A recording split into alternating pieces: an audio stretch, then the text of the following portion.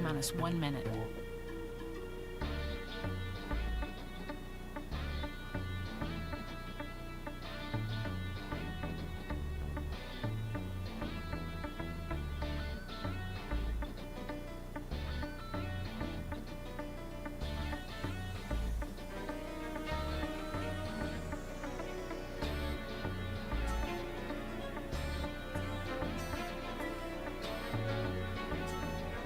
T-minus 30 seconds.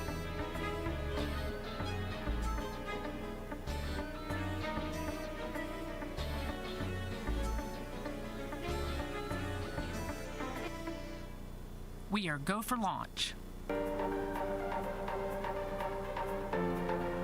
T-minus 10, 9, 8, 7, 6, 5, 4, 3, 2, 1. This is the NASA Social for NASA's SpaceX Crew-2 mission. Let's go.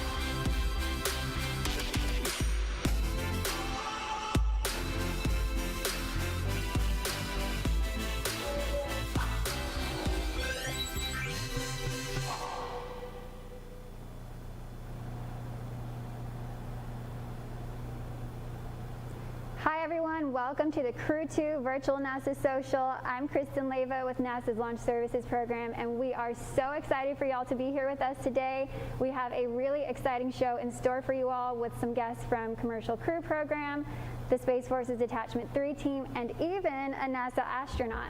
You definitely will not want to miss this, but before we jump into all the excitement, I want to introduce you to my amazing co-host, Allison Tankersley. Allison, how excited are you for launch this Thursday? Kristen, I am so excited for launch of the Crew-2 mission on Thursday. This is another great milestone for NASA and SpaceX, and I'm even more thrilled to be here with you at the social desk. Please ask your questions in the comments below. You're using the hashtag AskNASA, and your question might get answered live by one of our subject matter experts. Kristen, can you tell us where we can watch the launch on Thursday? Absolutely. So launch will be this Thursday, April 22nd at 6:11 Eastern Time. You can catch our live coverage starting at 2 a.m. Eastern Time on any of our social media channels, nasa.gov/live, or on NASA TV. The Crew-2 mission will be sending 4 astronauts to the International Space Station, 2 of which will actually be our international partners, which is a milestone for this mission that has not been done yet before, so it's really exciting. On that note, this will also be the second Crew operational flight since we launched Crew-1 in early November. So with that, I would love to introduce you all to our very first guest, Jessica Parsons, who is the Commercial Crew Mission Manager. Jessica, thank you so much for being with us today. Good morning. Thank you for having me. Yeah, we're really excited to have you. So I know we were talking earlier, and the Mission Manager is such a big role, especially in preparing for a mission like Crew-2. Can you tell us a little bit more about your role and what you do in preparation for something like Crew-2? Absolutely. So I'm actually the Mission Manager for Crew-3, which is supposed to be launching in October of this year. So it's very excited about that. What a Mission Manager, we are responsible for integrating all different aspects of the mission. Our job really starts a year before the mission launches, and at that point we work with a commercial provider, with SpaceX in this case, and they have a mission manager assigned as well, so they're kind of like our partner. We work with them every day to understand what's happening with the mission, what's happening with the flight hardware, with the spacecraft, what's happening with the launch vehicle as it's going on production, try to understand any challenges that might get on the way of the schedule, because that's really important. For example, in this case, we're doing a crew handover, right? So we have Crew-1 coming down a few days after Crew-2 arrives to the space station. So we got to make sure that the mission is ready to launch, just how we're doing today for Crew-2. Also, we work a lot with engineering teams, with the operational teams, with the flight crew office to understand crew assignments, to understand where we are in crew training. So we keep tabs all along the mission and what's going on. And then for launch, we're responsible to helping prepare to get that flight readiness approval that the mission is ready. We demonstrate that we have met all the requirements and that the vehicle is ready and safe to fly the astronauts. And then after that, as a mission manager, that's really where our job begins, because we follow the mission until it's ready to come and splash down. So in this case, it's about 6 months. We do periodic checkouts of the Dragon. Every week, there's a checkout that happens when the Dragon's in orbit, and about every month, the Dragon gets power up, and we check out systems just to make sure that everything is going well and that there's not going to be any issues when the capsule's getting to return. That's amazing. It sounds, as a mission manager, you're involved in almost every facet of the launch campaign, so that's super exciting. And you're getting to do really impactful work. So how do you think you're going to feel whenever Crew-2 launches on Thursday? Oh, it's going to be so exciting. And it's one of the reasons why I love working for this program, because I know I'm contributing personally to sending those astronauts to the space station, making sure they have a safe flight. So it's very exciting. I can't wait till this launch happens. Yeah, that is so awesome. So did you always want to pursue space and the aerospace industry and one day launch rockets? Actually, I did. Since I was a little kid, I was about probably 5, 7 years old. I'm one of those kids that was obsessed with space, and I always wanted to work for NASA. I pretty much try to design my life just to work for NASA. I grew up in another country. I grew up in Colombia, and my dream then was to come work for NASA, even like being in another country. So what I ended up doing is, when I was in high school, I moved to the United States and finished high school here. And then when I was in high school, I actually went and talked to my high school counselor and asked her, so what career will get me to work for NASA? And she said, well, probably in engineering. It's a pretty safe bet. So she showed me all the list of engineering careers, and I was like, well, there's aerospace engineer. That has the word space. And literally that's how I went and applied to become an aerospace engineer. So that always was my dream. And I started working for NASA as a co-op, as an intern when I was in college, and that really got me, the minute I got that phone call, I was super excited, because I knew like my foot was in the NASA door, and it was like my dream coming true. That is amazing. Thank you so much for sharing your story. I think we're going to take some social media questions. I'm sure we'll have a ton after a little bit of your story. What do you have for us over there, Allison? Yes, Jessica, that was an excellent story. Viewers, be sure to keep sending us your questions in the comments below or using the hashtag #AskNASA for questions for Jessica.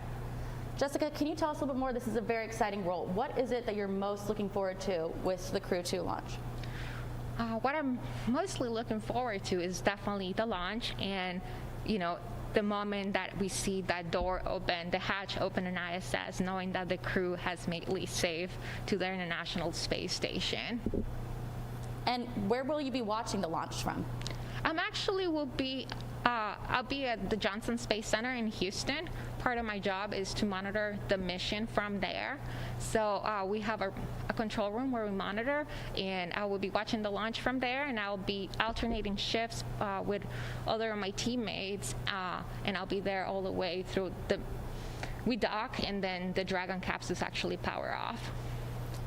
Can you tell us a little bit more about these shifts? I know that SpaceX and NASA do some interesting shift work for the times that we have to be available for launches. Yeah, so this mission has been a little bit challenging, because you guys know the launch is at 6 a.m. Well, our launch countdown really starts about 5 to 6 hours before the T0 time. So when you think about it, that's about midnight, and there's a lot of preparations that have to happen before launch. We just had our wet dress rehearsal, which is where we fuel up the vehicle, and then we also had the dry dress rehearsal with the crew, where they go and do all the practice to get into the capsule.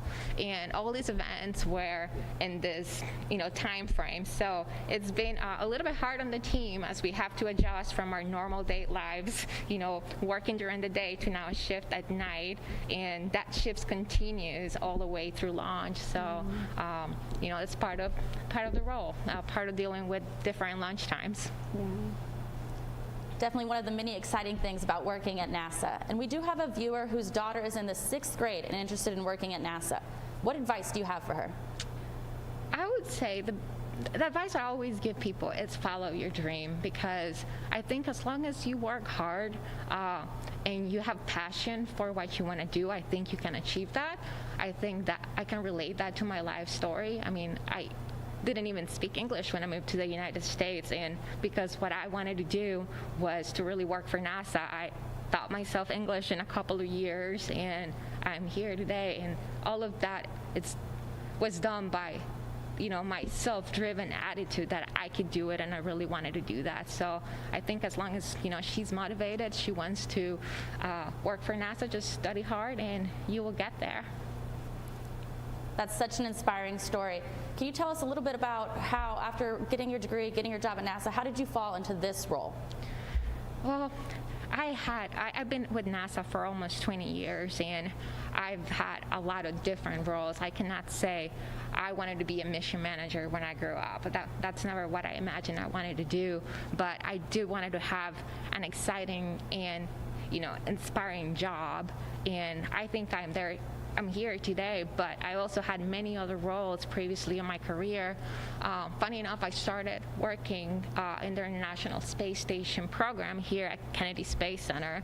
So when I started my job, I got to see all the different modules that are part today of the ISS. I got to do a lot of testing on them, and I feel like life has kind of done a turnaround, because now we're launching astronauts that are going to the ISS, are going to those modules that I help assemble and test here at KSC.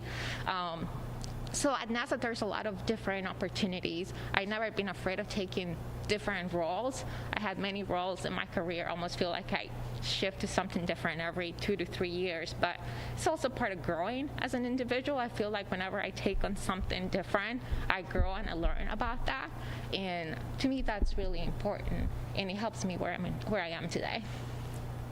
How awesome to go from starting working on the ISS and then getting astronauts to the ISS. We have a question from YouTube. If you had a chance to fly on Crew Dragon, would you do it? And if so, for how long? If I had a chance, I really would. Like I said, as a kid, that was my dream, to work for NASA, maybe to become an astronaut. But I feel like as my life, my life choices probably didn't help with that. I have a family, I have 2 young children, and to me, leaving them for such a long period of time, knowing that I would be so far away, it's something that probably it stops me from saying, yes, I want to go fly in Dragon and be there for 6 months. I mean, I think it's awesome that astronauts like Megan are doing that, but it's just not my personal decision. You might wait till we can get the whole family to go as a group vacation then. And we have one last question. What is your favorite part about the job? My favorite part about the job is knowing, again, that I am doing something significant, that I'm contributing to having these astronauts go in ISS. Everything that I do on my day-to-day job is helping for that mission, making sure that we are ready and that the astronauts are there safe. So just knowing that that's my contribution to the program is probably the most inspiring thing, most joyful thing. That is awesome. Well, your story and the work that you're doing is super inspiring, so we really loved hearing from you today. Thank you so much for joining us. Absolutely. Thank you for having me. Thank you. Well, and good luck with Crew-2. All right. Go Crew-2. All right. Next, we'll be hearing from the Space Force's Detachment 3 team, specifically Major Chris Hearne. But before we hear from him, let's go ahead and learn a little bit more about the Det-3 program. With the retirement of NASA's shuttle program in 2011, the U.S. has not seen human spaceflight from its soil in almost a decade. The airmen of the 45th Operations Group, Detachment 3, have stayed mission ready and have been here since the beginnings of human spaceflight. From Mercury Redstone rockets to the launch vehicles of today, they oversee postured launch rescue forces for all manned spaceflight operations, ensuring the safety of our nation's astronauts. Leading up to the return of human spaceflight, the team has been training and working with SpaceX, NASA, and Boeing to prepare for any type of launch rescue contingency. This training allows our team to work with and demonstrate to current and future mission partners and our nation our continued ability to ensure that an astronaut's worst day is not their last day.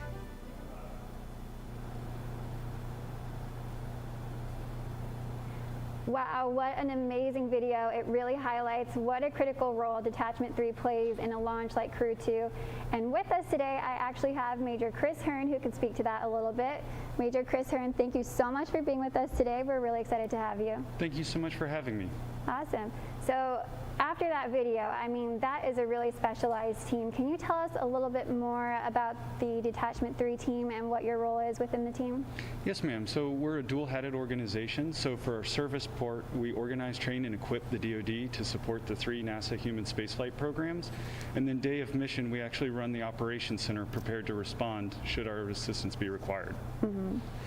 Me personally, day to day, I work as the recovery operations chief, which means I work nominal into mission for the Artemis program, coordinating and teaching the Navy to retrieve the capsule when it splashes down off the coast of California. Mm-hmm. Whereas for commercial crew, I'll actually be in the RADCC as the DoD liaison, passing information back to our operations center at Patrick Space Force Base. That's amazing. It sounds like you have to kind of take a really unique path in order to get to this organization. So can you tell us a little bit about your background and how you ended up in the Detachment 3 team? Yes, ma'am. I'm a CSAR, which is Combat Search and Rescue helicopter pilot. I've been flying for 16 years. And as a rescue expert, I was brought onto the team just to provide that rescue background. And then you kind of learn additional skills. So never thought as a helicopter pilot I'd be working with the Navy to retrieve spaceships, but it's been an awesome opportunity. Yeah, that is amazing. So what is your favorite part about this job? The people I get to interact with has been incredible. The NASA team, I've done a lot with commercial crew and both the Artemis programs, and everybody at NASA has just been so fantastic to work with. And it's neat getting to know in a small way I get to leave my fingerprint on the space program. Yeah, that is really awesome. Well, I'm sure you've left your fingerprint in a lot of really impactful scenarios, given that you were in rescue operations. Did you always know that you wanted to fly helicopters one day? So it's actually circular. When I was 6 years old, I was inspired by how many of the NASA astronauts were Air Force pilots. Mm-hmm. And so I announced I was going to be an Air Force pilot. By the time I got to high school, things had changed. I fell in love with serving my country, being part of something bigger than myself. Mm-hmm. And so I kind of stopped thinking about the NASA inspiration to wind up coming back to this job towards this part of my career. And so it really brings it full circle for me, and it's been very fulfilling. Yeah, that is super awesome. I bet it is a really fulfilling career. I'm sure we have a ton of social media questions who are interested in your career, so we'll go ahead and kick it over to Allison and answer some of those. Before I send over the first question, just want to remind anyone who's just joining us, you can ask your questions in the comments below or using the hashtag AskNASA. For our first question, can you tell us a little bit about how long you've been a part of this team? Actually, today is my 3-year anniversary. I showed up in April of 2018 and have been loving it ever since. Well, congratulations. We're super excited to have you here on this anniversary. And then what advice do you have for someone who wants to work in the Space Force? So the best thing I can advise is work hard, both academically and athletically, stay in shape, and start learning about it. Learn what it is you want to do. I mean, there's everything from cooks to firefighters all the way through pilots and space operators. So really educate yourself and chase your dream. Great advice. And I'd love to hear more about what your day-to-day looks like. Can you walk us through a practice scenario on your team? So on day of launch, we'll stand up the Support Operations Center at Patrick Space Force Base 4 hours prior to launch. And they'll begin running checklists and coordinating with DoD personnel all over the globe. We'll have alert forces at Patrick, Joint Base Charleston, and Joint Base Pearl Harbor Hickam. And from the Operations Center, we'll make sure that all of those teams are prepared and ready to respond should there be an off-nominal or contingency event. And then we'll be on console through launch. Once orbital insertion happens, we'll pare down to min forces and wait for docking to release the rescue assets. Very important, but I'm sure you're hoping that you don't have to ever do too much of a busy day. Our viewers do want to know, can you talk about what we would do if there was a pad aboard?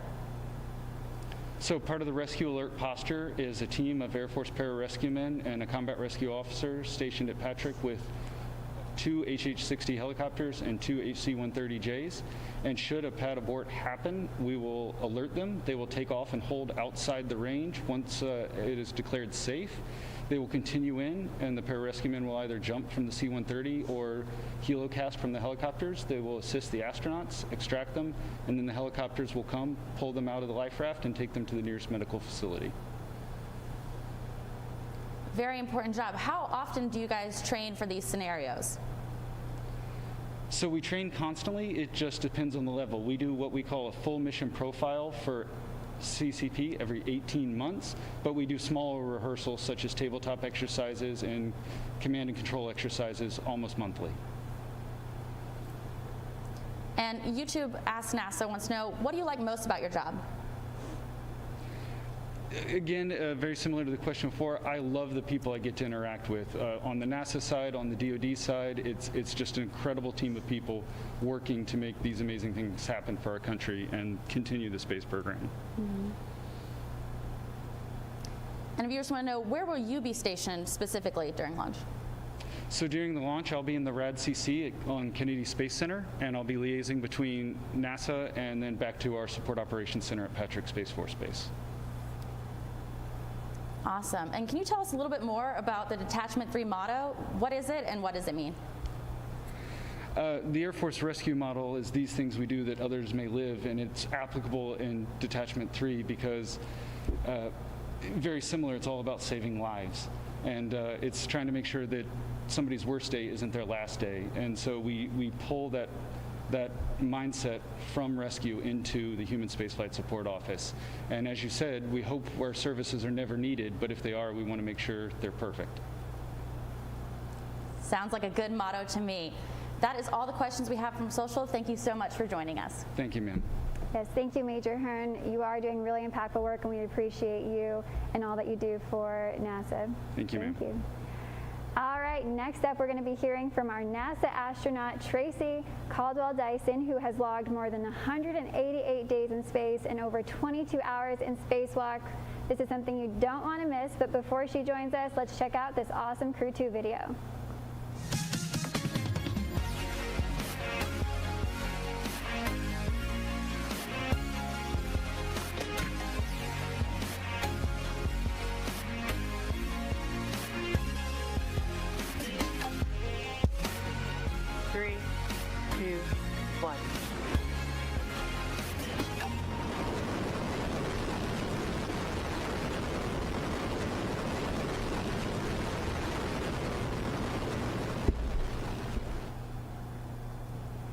What an awesome video. If you weren't excited about launch yet, I'm sure that video will get you super inspired. And to top it off, we now have our NASA astronaut, Tracy Caldwell Dyson. Tracy, thank you so much for being here. I know I'm super excited to talk to you, and I bet even the viewers at home are like sitting on their pins and needles. It's so exciting.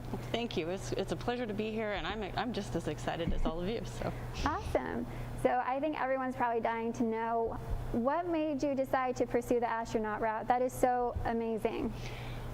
You know, it was growing up looking at the sky. I think I was like just about everybody else. When you're a kid, you wonder what it's like to be in space, and you have a bunch of questions. But when I was in high school, around 16 years old, that's when I started to get kind of serious about the thought, and I was trying to decide what to do, go to college, what to study.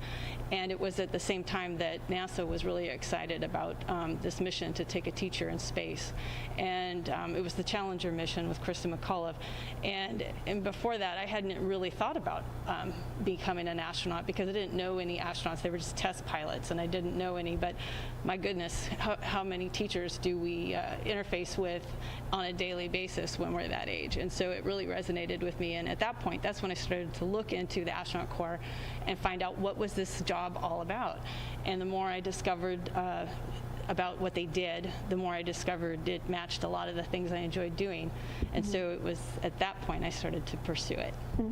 That's amazing. So you said it pursued a lot of the things that you enjoyed doing. So what are some of those things that you really loved and really wanted to take to the next level whenever you were becoming an astronaut? On the top of that list is science. I wasn't particularly good at science, but I really liked it. And I found that they were building a space station, and they were building it so they could do science. And I thought, oh my gosh, what cooler way to study science than to be in space doing it. Some other things is that these astronauts needed to be in great shape, and I was at that time a student athlete, and I thought I wanted to go to the Olympics, but I thought, man, going into space and being in shape for it seems a whole lot funner than that. And so, and lastly, I worked much of my life for my father, who was an electrical contractor. So I was an electrician at an early age, and I loved working with tools. I loved fixing things.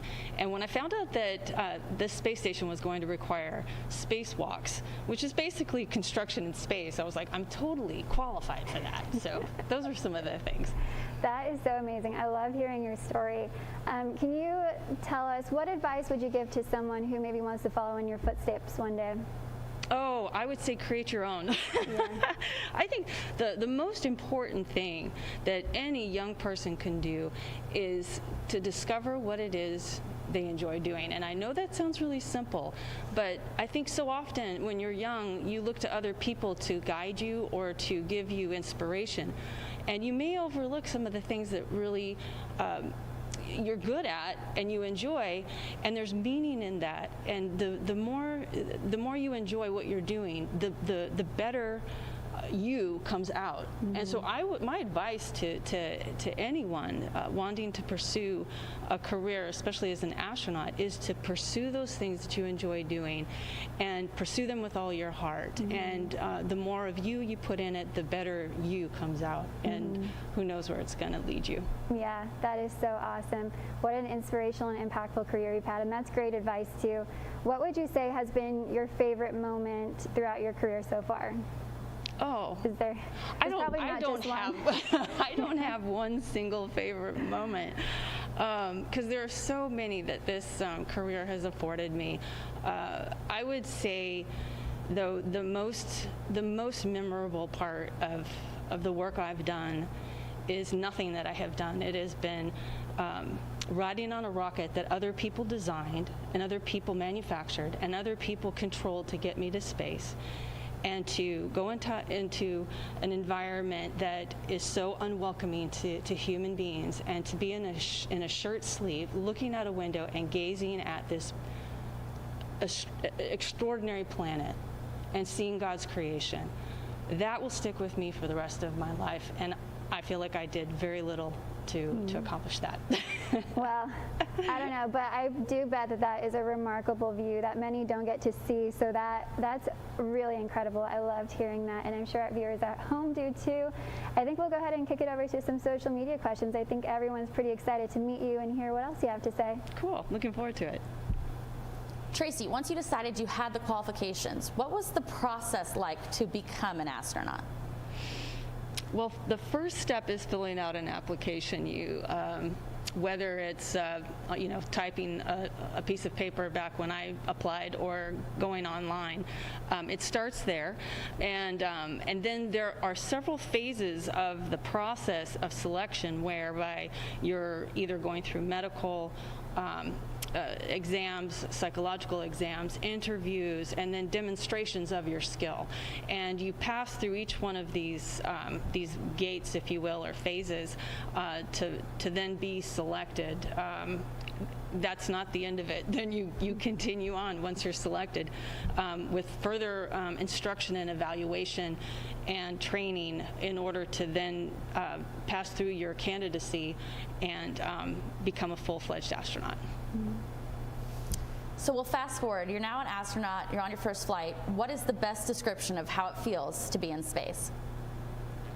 Oh, just try not to have a giggle fit when you get into microgravity. That is probably when you realize where you are after, it takes years to get to that point. and so much intensity in your training, and the amount of information that comes into your head, and the amount of deciding you have to do about how much of that information I need to keep and how much I can throw out. By the time you get to orbit, and you're there with your crewmates who've been through this with you, and you're thinking about your family back home who are supporting you. Gosh, I could cry right now thinking about it. That you're just in awe of what just happened to you. And then you got to figure out this whole floating thing, and that takes a few minutes. Oh, well, actually, it takes a little longer than that. I'll be honest. Did I answer the question? You did. And okay. One of our Facebook participants wants to know, following on that, do you have any tips or tricks for microgravity and the effects on your body, how to handle it? Oh, yes. Do I ever? We don't have a whole lot of time for me to get into the details, but expect to be there for a little while in order to get really good at it, because if you're up there on a shuttle mission or some duration like that, like 2 weeks, forget it. You're not going to be graceful. You're going to be like a cow in space. But if you're there for 6 months, the first 2 months you're trying to figure out how to control your body and how fast things float away from you. And then the third and the fourth month you're kind of anticipating, like, oh, I remember this is how space works. And then by your fifth and sixth month you're really good at. That's where the grace comes in and the cow goes out. So it takes 6 months, everybody, no less. Well, then Crew-2 should get it figured out in their 6 month trip. Speaking of commercial companies, one of our viewers wants to know, it seems like there are a lot of astronauts flying with commercial companies, some suborbital. What do you think of all the space travel coming up? Well, what do I think about it? I think it's a lot of work. I think it's a lot more work than people realize before they get involved in it. We cherish Hollywood and how much they have promoted the space program and space exploration through their storytelling. We're grateful. However, they make it look a little too easy. So I think when folks get involved in spaceflight, they realize just how long it takes, just how much work it takes. And to be quite honest, space is not a very comfortable environment. There's a lot of work and time and research and development that goes into making it as slick as we have it today. And so just be prepared, be patient, be flexible.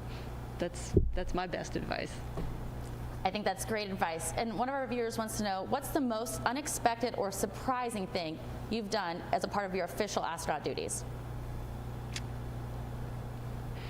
I don't know if I could say this out loud, but it's talk about going to the bathroom in space. I have talked about that more than I ever expected, both in jest and technically speaking. I'm an expert on going to the bathroom in space. I mean, I never believed that would ever be on my resume, but that would probably be the most surprising. It's probably not the most poetic, but it's the truth. At least it's honest. But can you talk about going to the bathroom in space in Russian? One of our viewers wants to know, do you speak Russian? Oh, да, конечно. Но я не говорю о туалете по-русски сегодня. Извините. I don't speak Russian, but I'm going to take that as a resounding yes.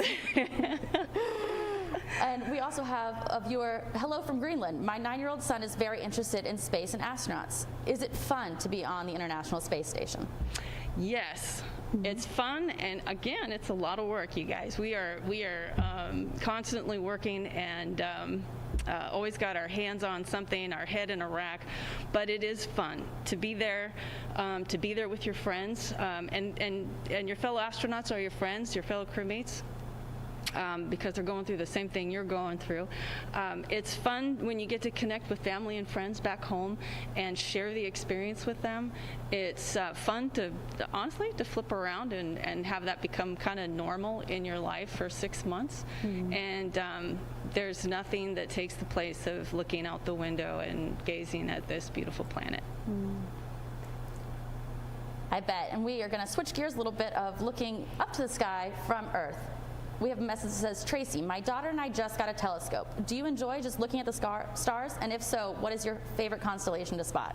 Oh, yes, I do. I love to look at the stars. And I grew up in the desert where the sky was black, the stars were clear and immense, and I miss it because I live in Houston now and there's a lot of light other than the stars. What was the other part of that question? I got so wrapped up in remembering what it looked like. Do you have a favorite constellation when you're looking? Yes, I do. It's Orion. Because you can see it and not have to be such an astronomer to know what you're looking at, but also because in the belt of Orion is the star, and I might be pronouncing it wrong, Rigel or Regal, and I love that so much I named my dog after it. That's awesome. Going back, you said your most talked about question is using the bathroom in the space. As a NASA communicator, we often get what is the food on the International Space Station, so I'll have you answer that one for us. What is the food like? Or yeah. Oh, well, it is, I'm going to say it's great. For space food, and I'm hesitating just because I know we've done a lot to reformulate the food since I've been there, and so I'm going to take it on faith that it's even better than it was when I was there. What's really cool about the International Space Station food is that it's international, and so not only are we eating meatloaf and grilled pork chops and asparagus and apple pie, but we're also eating sushi and rice. We're having having stew on the Russian side. We're having delicacies from Europe, and it's just a cornucopia of flavors in space. And so, yeah, food's great. Sounds delicious. And we have time for one last question. If you could choose one destination, the International Space Station, Moon, or Mars, to go to, which would you choose? I'm going to say the Moon, because I've been to the International Space Station and I want more people to see that. And I've not been to the Moon, and I hear that we might be going there soon. So yeah, I'm going to pick the Moon. That is awesome. I think I would pick the Moon too. That seems like a really fun place to visit. But you've gotten to see some incredible views already, which is amazing, and we can catch you again on the live broadcast, right? Yes. Awesome. Well, we can't wait to hear from you again, but in the meantime, thank you so much for joining us. It was really fun having you on the show. Thank you. Thank you. It was a lot of fun for me, too. All right, everyone, and thank you all back home for joining us on this Crew-2 NASA Virtual Social. We were so excited to have you all here with us.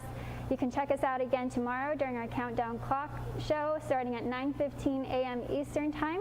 Once again, launch is going to be this Thursday, April 22nd at 6:11 a.m. Eastern Time. You can catch our live broadcast starting at 2 a.m. that morning. Once again, check it out on our social media, NASA.gov/live, or on NASA TV. Thank you guys again so much, and we hope you'll continue joining us as we launch America.